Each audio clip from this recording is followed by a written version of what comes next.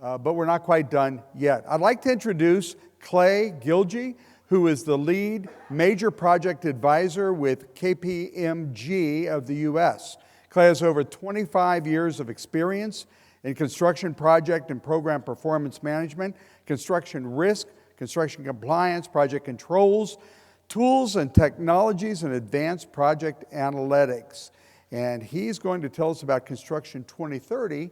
What are the risks and opportunities? Come be with us, Clay. We're glad you're here. Let's welcome him to the stage, if you would. Thank you. Here's your...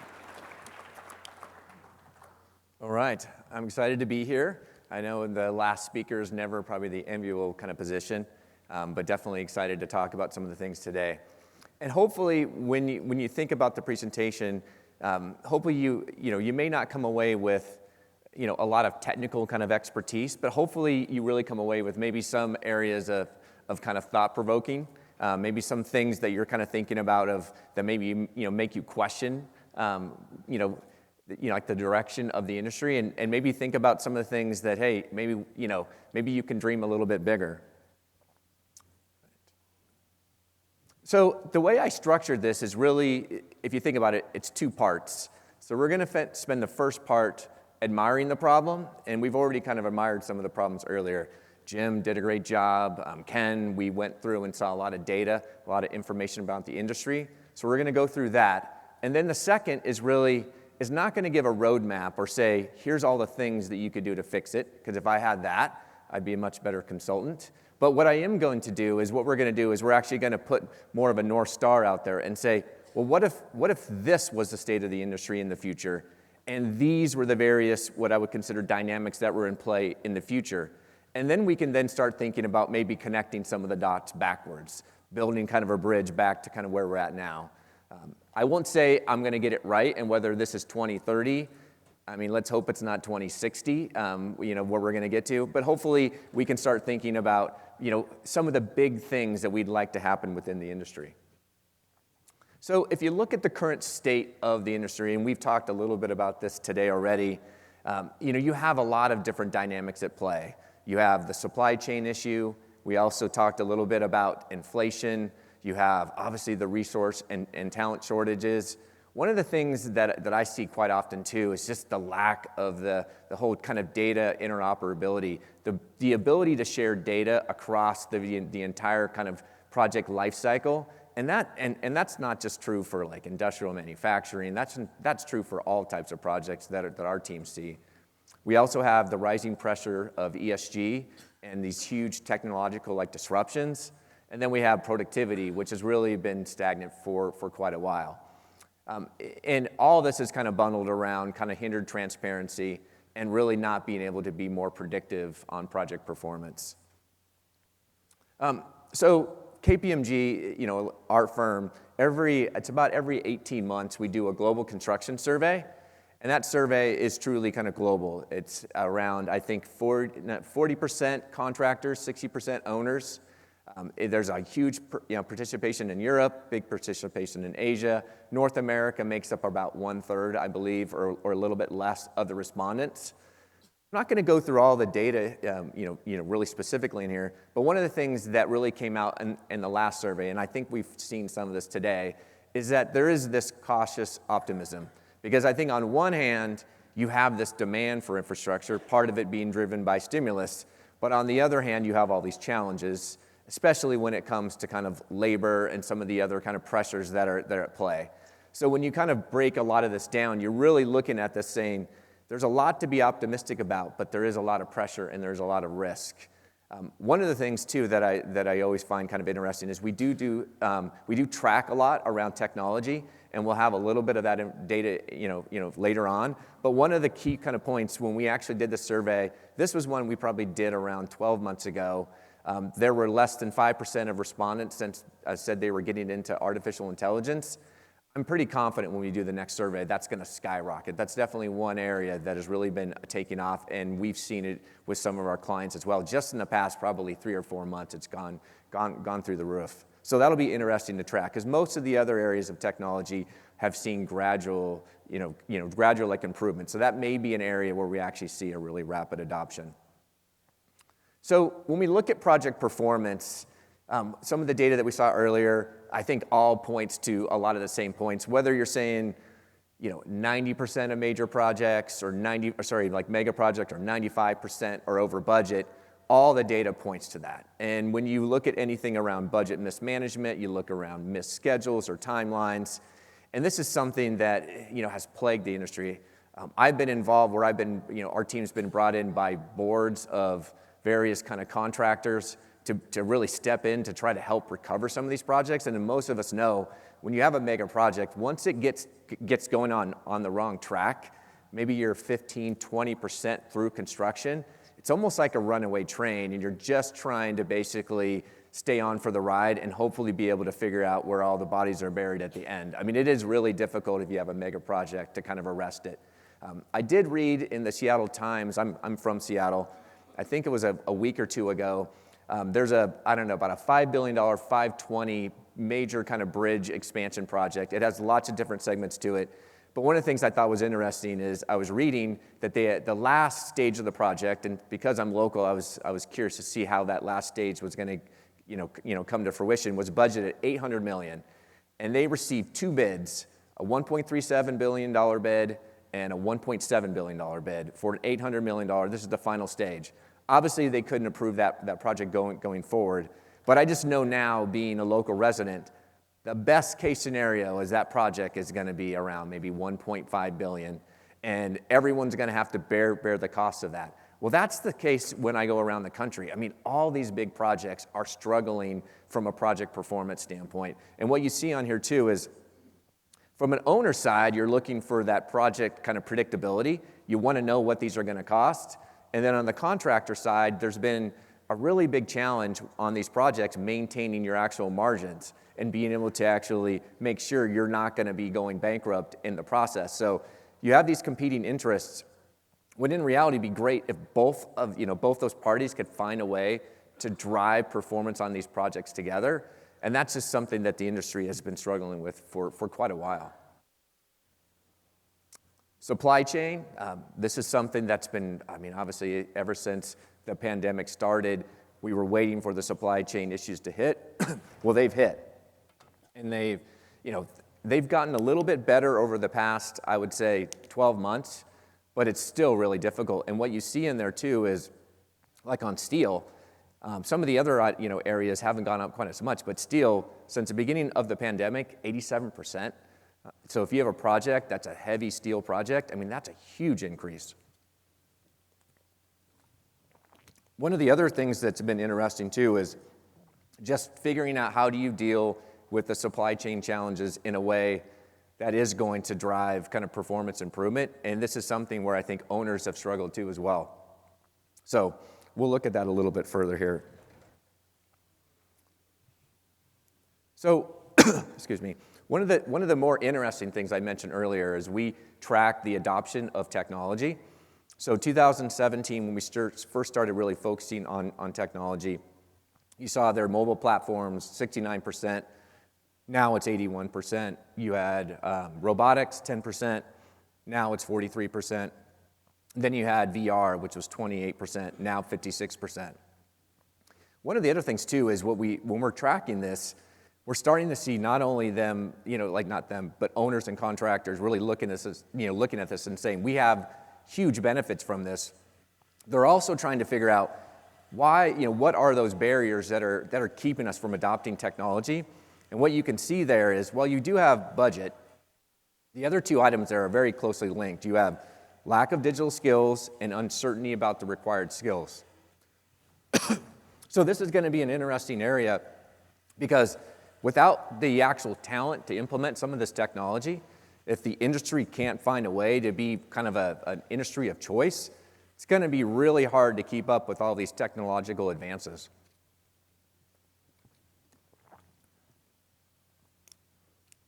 So risk management is one I've seen this. It's kind of it hits home every single time where we get brought in by any type of board to deal with a bankruptcy. As you can see in here, bankruptcies have gone up for construction contractors. We have some data from the UK. We have some data from the US. And one of the things that's been really interesting about risk management too is I have a client, I won't give any names, but I have a client right now where they started out on a multi-billion-dollar project and really wanted to get it to where they had a fixed price, they had all the certainty, had everything locked down, and like they wanted to get an EPC contract. Well, the contractors, any of the contractors that were capable of doing this work, they wouldn't sign up for project performance risk. So they set up and they signed up for an open-ended cost-plus contract. Project started out at, I think, $2.3 billion, and now we've been brought in and we're looking at it, and their best guess right now is $3.7 billion without contingency.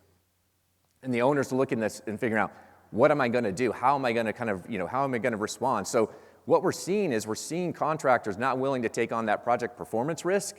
But we haven't seen owners respond and adapt to figure out, well, what do we need to do on our side to work with you to make sure these projects come on time and on budget? Because $3.7 billion, best case scenario, is not going to work on that project. So now we have talent, back to the talent, and this is one I think like we went over earlier, talent is one of the things too that I think we've been admiring this problem within the industry for, decades, and now it just keeps getting worse and worse. One of the things that if you look on here too, I wouldn't actually look at the actual thumbs down. I probably should have talked to the graphics individuals. It's difficult when the costs are going up and you're trying to manage and maintain project budgets. So that's one thing too. There's probably some workers out there who actually would say that was a thumbs up. But overall, when we look at the scarcity of skilled labor, one of the things that really comes through is, I was out last night with my nephew who's going to University of Arizona. He's an engineering student, and went out with some of his roommates. And I don't even think the engineering and construction is on any of their minds for an industry that they would want to go into. They're all talking about, there's this move towards AI, so they want to do chemical engineering and mechanical engineering with a data slant to do AI. And engineering and construction is just not something that they even thought about, they would even be excited about. And at the same time, if they want to focus and do more, things around like Gen AI and different types of kind of technology, it's not an industry that looks attractive to them. So this is something that is, obviously it's a big persistent challenge within the industry, but it's something that, there's going to have to come up with some really great solutions to actually figure out, because the costs are just going to keep getting greater, and there's not even enough people. Even if you could deal with the cost issue, you don't have the supply issue. All right, so the slow shift to ESG. ESG is one of the interesting topics in the sense of, I do work across the country, and I'm from Seattle, so when we're out on the West Coast, this is an imperative issue for any engineering construction contractor, and it's an imperative issue for all the owners that we work with. If you're like a power utility company, your states have set mandates, and you're basically stuck between a rock and a hard place, right? If you're a power utility company, the state on one hand set these mandates where you have to move to clean, renewable energy by 2030, and then there is some other kind of targets that some of the other states have have as well. But the other big challenge you have is you have the rate pressure where they don't want to allow you to move your rates up. So on one hand, you have to put in place all this renewable infrastructure. On the other hand, you can't pass that along to the customers the way that you want. And we even see a lot of that, some of those challenges with some of the other owners and some of the other industries where they're looking at this and trying to figure out where the corporate has made these really big statements and they've set these really big targets that seem far off, but they haven't tracked that all the way through. They haven't figured out from a decarbonization standpoint how they're going to meet some of those. So they haven't carried it through their actual capital planning. They haven't carried through some of their budgeting. So they're looking at and staring at this problem saying that someone's set a goal out here with no idea on really how we're going to get there. And I think that's something that it's going to take a collective across an organization. You can't just designate someone, I'm going to put you in charge of ESG, and then over here a CEO makes a statement, and then that person really has no authority, control, or mandate to actually make it happen. All right, so I put this up. I mean, I feel like we've been talking about major change within the industry for a really long time. I remember even one of the ones we did, I don't know if it was 2015 or 2013, we were starting to hint that, hey, is this industry going to make this rapid kind of transformation? And then we've talked about it every single time, since. And then in this last survey, one of the things too that we started to think is that, we're starting to actually see within some of the respondents where there is an acute awareness that there has to be a major change, because at some point, if you're only able to basically deliver X amount of infrastructure for Y amount of dollars, and that X just keeps getting smaller and smaller and smaller, eventually something's got to break. You have to have some technological kind of breakthroughs, some breakthroughs in the industry, so that you actually can deliver more with less. So now we're kind of thinking about it from the standpoint of, just like you see sometimes, is there's some areas where, and I think back to even think about when you think about entertainment and retail. Like when you were thinking about buying like DVDs, you didn't buy like 20 DVDs one year, and then 19 one year, and then 17 one year, and then 16. What happened was all of a sudden you went from buying DVDs to not buying DVDs. So there's these concepts out there of, change happens kind of gradually, and then all of a sudden, suddenly. And that's what happened, in some of the other industries. And when you look at from a customer standpoint, from a competitive standpoint, from an economic standpoint, I mean, the industry is ripe for some pretty rapid change and some pretty big thinking. And I think the only question that you always have is, when will it happen? And then where is it going to come from? Is it going to come from inside? Is it going to come from like an Elon Musk or a Jeff Bezos? I mean, you can put in any name in there.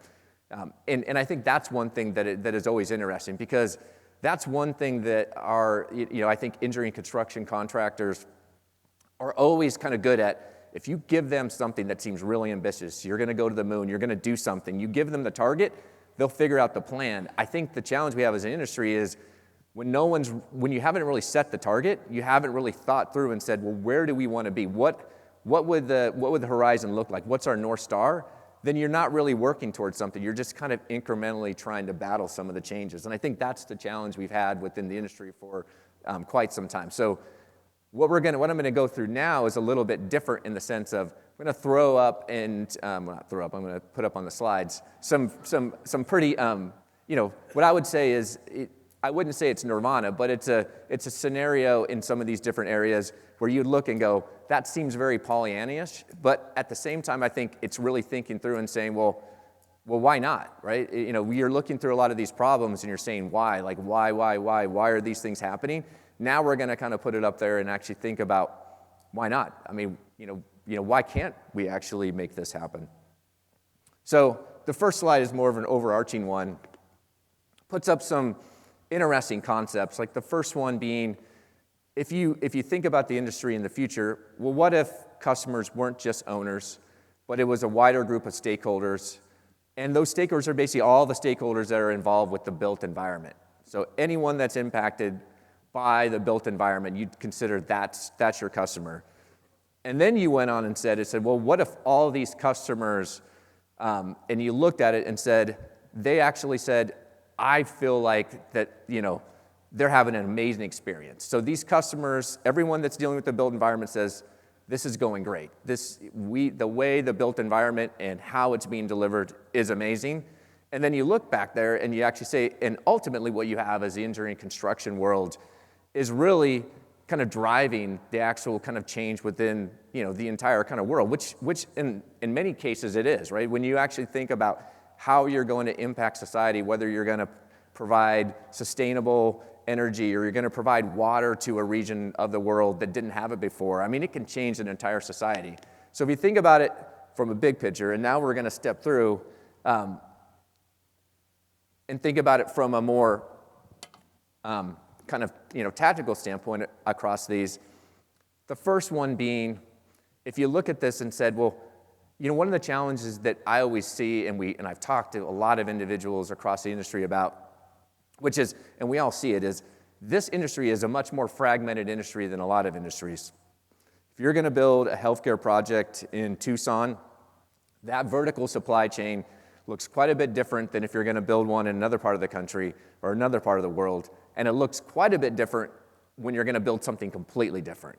If you're going to go build an industrial manufacturing facility, it's going to look a lot different than a power plant or versus in other industries, a lot of their supply chains look fairly consistent. There's not near as many players, and it doesn't change so dramatically. So what ends up happening is when you're thinking about driving project performance, a lot of times what it takes is, if you're an owner, you want to be able to get real-time information, you want to be able to transport, transmit information back and forth from like schedules and budgets, but at the same time, you want the cost to be low. So contractors, a lot of times, if they're being chosen on some type of like low bidder kind of situation, they're not going to be incentivized to invest. And the owners, if you're not willing to kind of pay for it, they're also not going to be going, hey, I'm just going to give you extra money to do this.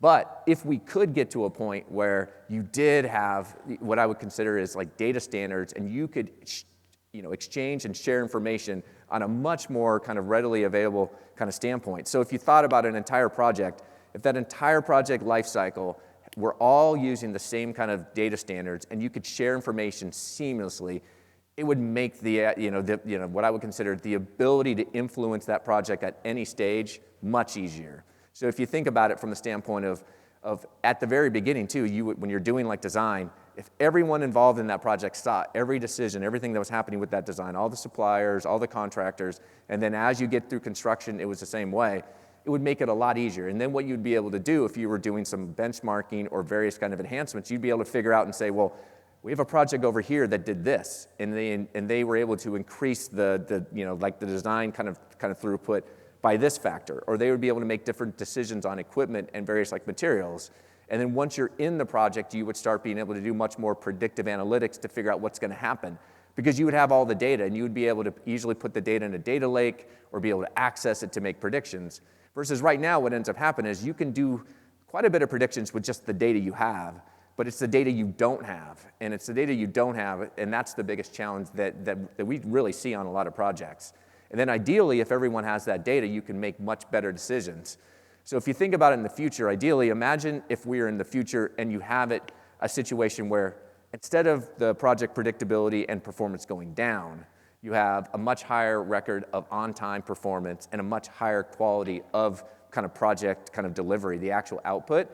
If we had a situation like that, I mean, I think we would all agree that is a very kind of like North Star to actually place. And I think the question then is, if you want that project predictability, you want that North Star, and you want these various, what I would consider kind of dynamics to be at place, how do you get there? How do you work your way back? How do you get to this type of situation from where you're at now? I mean, it's not going to be easy, but you can start working your way back and figuring out, well, how can we start? Like, these are the things that we could do that are going to move us closer to there. But I think ultimately you have to have something big like this. If you don't have something big like this, then what's going to happen is you're just going to be making incremental improvements that may or may not be intersecting to some bigger picture and place that you want to get to. Innovation. I mean, innovation is something that we've been tracking really closely within the survey. And one of the challenges I think a lot of companies have is they haven't really enabled innovation. They may have an innovation leader, but imagine if we were in a place where you have the rates of adoption, across the NC sector to where you do have partnering and you do have non-traditional kind of sources of the actual construction ecosystem all contributing, and that people were encouraged to actually take risks and accelerate and improve performance. And obviously you want them to be able to take risks within an environment that is not going to expose the organization. But I think right now, there's very limited, I think, across most organizations, really kind of environment and ecosystem that promotes people taking risks.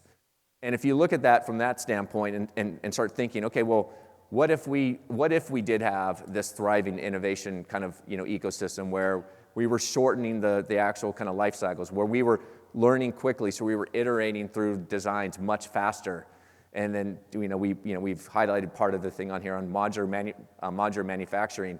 I mean, modular manufacturing has a lot of potential, not just in I think helping to speed up the actual kind of delivery process, but we can all see imagine if you could actually have some modular manufacturing centers of excellence to where people who don't want to go and travel around and work in the field at different places, but still want to work in construction and be there in person. These modular manufacturing sites, I mean, that's something that could really change and really help drive certain aspects of the industry. It's not going to work for every part of it. And then semi-automated equipment, especially for helping out in the field, helping to improve safety, helping to drive productivity. We're starting to see some of that, but that's definitely another area that could be big. And then just optimizing those material like inputs, looking across the actual kind of footprint for what's going into some of these projects. And innovation is probably going to be one. If you think about a lot of these, they're all very interrelated, but innovation is one that does help spark, I think, some of these other ones, where if you really want to set a high water mark on performance, you're going to have to drive innovation. So risk management is one where I think we've seen quite a bit of improvement around risk management over the years, starting with, I think, a focus and an understanding that risk management can't just be something where a project manager has like a risk register. At the same time, risk management, I think, now has gotten to a point where you have to really rethink risk on a project. And what I was talking about earlier, when I was at an Engineering Construction Risk Institute kind of conference I had, where we got together some various leaders, the one thing that was really shocking and kind of stark to me was when I was talking to them, everyone in the engineering construction industry was looking at risk purely from the standpoint of their margins and their bottom line. And I was talking to them and saying, well, the reason why owners really do struggle oftentimes is because they need that cost certainty, they need that project certainty. So you're talking about you just getting the risk off your kind of balance sheet and managing that, and they're looking at the big picture, looking at the overall project, because that's the budget, that's the actual check they're writing. If you could find a way to link the two, where you do have some level of win-win, where you could drive the project performance, where you're getting more productive, and both parties, I mean, engineering construction contractors, ideally, if you were doing it really, really well, you could make a higher profit in a shorter amount of time. And then owners, that's what they want. They want those projects to come in ideally earlier and for less cost. And that's something that I think the industry is going to have to figure out, is how do you figure out some of that shared risk? Because on the one case I talked about earlier where you have an owner who's now stuck with this big bill and trying to figure out how they're going to execute a project that's going way over budget, and a contractor that has an open book contract that's actually making more money when the project's going bad. I've been in situations where you get brought in bankruptcy, where you have the other situation where the contractor went bankrupt. And we've worked on several of those where we'd be brought in by the board, and the board's like, okay, we're coming out of bankruptcy. We can't have this happen again. And you're looking at it saying, yeah, I mean, you yourself, you're working with this owner. You haven't set yourself up for success. So I think this is one where if we had a situation where risk management was seen and kind of the actual kind of way the actual kind of partnership worked, if everyone was working together and they had clear transparency on where were the risks on the project. So if you see on here, I mean, one of the biggest challenges you have a lot of times is one party, typically the engineering construction firm, has more knowledge about the risk on the project than the other, or in this, in some cases, it could be the owner knows a lot more about some of the issues, and they're just not sharing it. It's that lack of transparency that leads to really difficult contract negotiations, and it leads to a lot of project issues.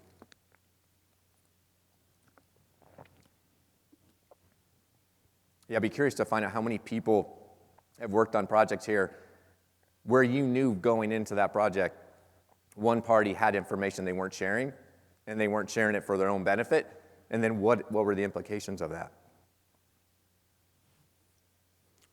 So supply chain, this is probably one of the more challenging ones, because I had mentioned earlier, and some of these are a little bit kind of counterintuitive, because you just mentioned that the industry is really fragmented, and with fragmentation, you'd automatically think, well, what if the industry had some consolidation? And oftentimes that does help drive some of that fragmentation down. But ideally, from a supply chain standpoint, if you were able to actually kind of solve the data and the technology challenge of the interoperability and the ability to see transparent information, then you can start looking at the supply chain differently, where you could have more localized sourcing. You could have shared risk. You could look at the diversified kind of supply chain from the standpoint of what makes the most sense and how do we get all the various partners in the supply chain to work together. Because right now you have various situations where owners don't even know what's going to happen within the actual supply chain until they're just getting a change order. And how do you get it in a way where you have a very transparent supply chain that's reliable, where that everyone kind of knows where the risk is within the supply chain? And I think that's one of the things too, is how do you drive some of the partnerships? How do you drive some of the collaboration? One of the challenges that we always see too is when it comes to collaboration around supply chain, is that it takes a tremendous amount of expertise, to actually understand and manage complex construction supply chains. So a lot of times, owners who are seeing some of these problems just don't have the resources and the internal capability to be able to go in and actually say, let's figure out how we can work with some of the actual suppliers to actually fix some of this, which that's going to be a really big challenge, I think, going forward when we're talking about kind of resources. So where do you get the knowledge and expertise for individuals who are going to? We've seen right now, and probably in the past 2 or 3 weeks, 2 or 3 RFPs coming out from large like utility owners who are just struggling with big supply chain issues on their large kind of construction programs, and they're just looking for help to try to figure it out. I mean, it's going to be difficult, I think, to be able to solve some of those problems, but just the fact that those procurement groups are sending out all these RFPs, realize that it's gotten to a boiling point between them and operations where they just don't know what to do. I think we talked about that earlier too with some of the transformers, but there's a lot of supply chain issues within the power industry right now. Talent, I mean, we talked about talent. I mean, talent is one of the things too, when I was thinking about my nephew who was, with some of his friends, and thinking about and I was thinking to myself, what would the engineering construction industry look like to them? What would it have to look like to them for it to be their top choice? Like if you want the engineering construction industry to be the top choice for graduate students who are coming out, or even like we were talking about earlier, even the second or third choice, what would have to happen? And one of the things that you start kind of thinking about is, the idea of having a larger talent pool and the idea of looking at the talent pool not just as like craft or staff, but looking in the future and figuring out we're going to have to attract talent across all these different kind of areas, all these different kind of capabilities. How do you put together and maybe think about that talent from a hub standpoint where you can actually really start cultivating diverse talent? And then how do you also start thinking about some of that talent doesn't want to move or doesn't want to be in some of your markets? How do you still make this an attractive industry? And that's something that I think a lot of companies really do struggle with because, on one hand, you want to be able to, to say, well, hey, we're not going to treat, we've been doing this for, decades, and we don't want to treat people differently depending on the people who are willing to go to site and people who are not willing to go to site. So I think what you have to figure out, well, exactly kind of what are some of those talent pools, and then how do we structure those talent pools in a way that you can still attract them, and then you can still align them up to the work that actually needs to take place. And ideally, if more and more work can take place off-site, I think that's going to open up, I think, a lot of the actual, kind of attractiveness of the industry. I think the other thing, too, is having those flexible career programs, being able to partner with, like universities, but partner across a bunch of, it can't just be, you're going to go and partner with one, like one university. You have to think about it from the standpoint of, what would make this attractive? And you have to think about, going through and saying, hey, across these various universities, talking to the professors, talking to some of the actual kind of like recruiters, or not recruiters, the people who are placing the various kind of candidates, what would attract them to this industry? And start thinking about maybe even customizing some of the programs at those universities so you actually have an actual funnel of individuals. Because, being able to make this a really, really attractive industry it's gonna take a lot of creativity. It's not gonna just be one kind of solution, and it's not just gonna be paying people more money. I mean, they have to get excited about what the industry is doing, and you have to, and a lot of that excitement, it's gotta come through creating some of those kind of more kind of unique talent pools, but also partnering with universities and other kind of sources of innovation when you're thinking about trying to get them excited. Because, ultimately, what you want to do is you want to have a lot of interesting, fun, exciting projects to work on to get them excited to actually work in the industry.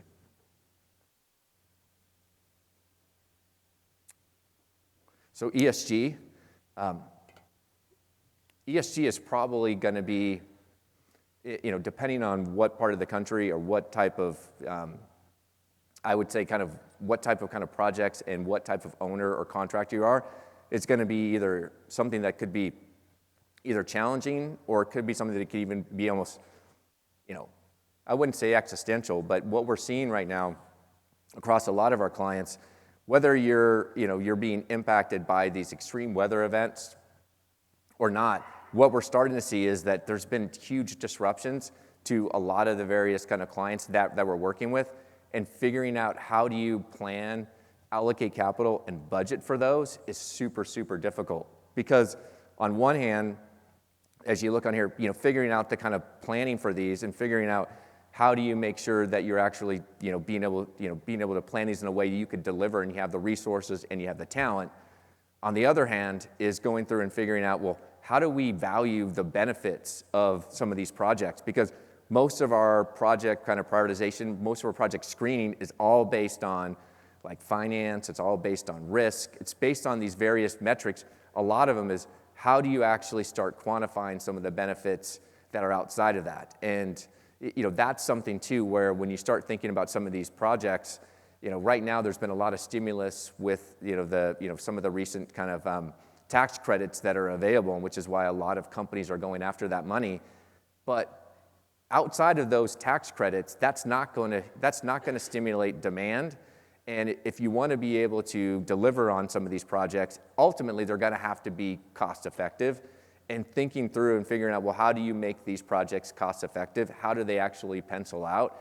I think that's going to be the longer term kind of, the longer term vision. There'll be some projects that happen early just because there's those stimulus, there's those incentives. But longer term, you have to start figuring and figuring out, well, how do we make these projects kind of cost effective? If you're in a state where there's huge wildfires, you have to figure out how to demonstrate by actually, mitigating those wildfires by undergrounding, system hardening. You have to be able to demonstrate how that is cost effective and that makes sense. And I think that's going to be probably one of the biggest challenges organizations have, is being able, because people have to pay these bills. And just the same thing, if you want to move to hydrogen, hydrogen's not easy to put in place and it's not inexpensive. So eventually you're going to need demand for it, and that demand is only going to go so far if it's not going to be kind of cost effective for the various individuals. So I think a lot of this stuff comes all the way back to even the engineering and construction contractors who are going to be under pressure to say, we want your equipment to hit certain kind of standards.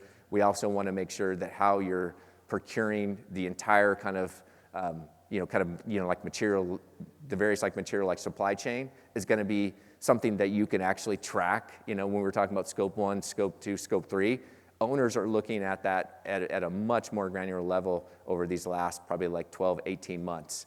But the way I kind of look at it is saying, if the construction industry can get out there in front and start thinking through how do you actually think about this from a balanced capital planning standpoint? How do you look at this from a value standpoint? That'll help you, when you're actually looking through and responding back, not just saying, hey, we're doing something for the sake of doing it. We're doing something because it makes sense for the environment, but it may not be cost effective, or it may not be, if you look at the timing of how or kind of why you're doing it, it may not be something that you can actually justify to the stakeholders, the shareholders, or even in some cases if you're like a utility or the various ratepayers. So you have to think about it from that entire standpoint, because I think eventually as the money kind of dries up, in these kind of tax credits and these incentives, you have to think about the longer term kind of picture for this.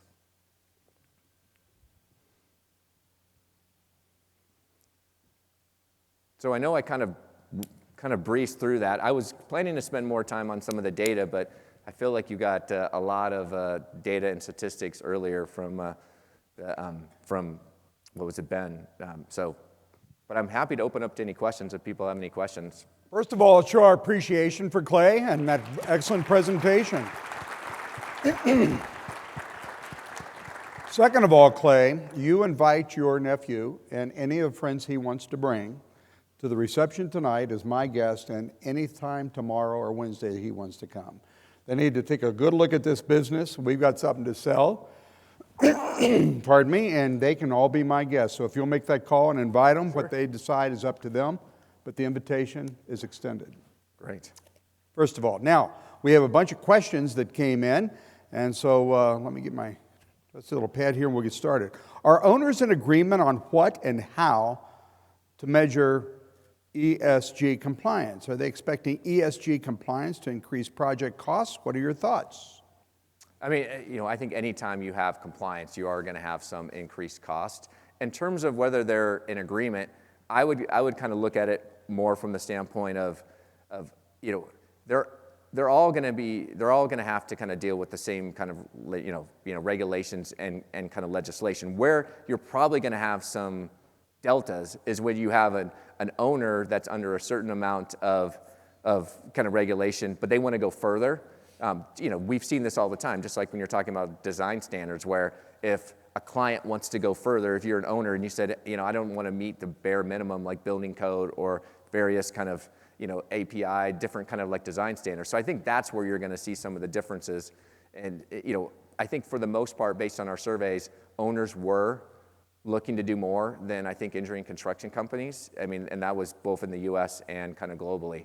We always look, because I have a lot of global colleagues, we always look to what's happening in Europe, and they're definitely, not that we're going to follow them, but they're definitely doing quite a bit more from an owner standpoint over there. I'm sure we're not going to match them or follow them exactly, but I do think owners are probably going to be expecting more than contractors are. Related to ESG issues, how does the owner and the contractor community deal with unrealistic advocacy movements? For example, AIA and its Architecture 2030 program that pushes its members to meet zero carbon in the built environment in just a few years. Realistic?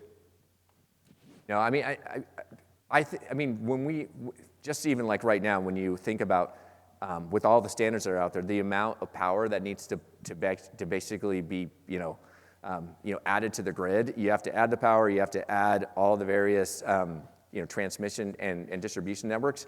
They're just, it doesn't pencil out. It's going to take longer than I think the federal and a lot of the state and local governments want. And I think the same thing is happening in a few other areas where it's moving, but I just don't think right now everyone's ready for the complete tab of doing it at the pace that maybe some organizations have put out there. Have you seen any solutions out there for tracking, Scope 3 emissions in the construction supply chain? That's a good question. We have an ESG team that I wish one of them was here. I've seen a couple different, not just our firm, I've seen a few different companies out there. I know there is some, I don't think it's like perfect, but even when you think of, there's a couple organizations that are, I think Jacobs is working with a couple organizations too. I think there's some Jacobs people here where I've seen it where they've been able to do it, I think from a building standpoint, getting quite close. What I don't know is that same hold true for all different types of kind of, like facilities. Building's a lot different than in like a power generation facility. But I do know there is some technology and capability, at least for some building or some facility types out there. Great. And I want to pause and say if there's any commentary, questions from the audience. Again, the routine is just to raise your hands, be noticed by these with microphones, and we'll get to you in just a moment. Based on your surveys, is there a clear-cut win-win procurement strategy for owner contractors, cost plus, IPD, et cetera?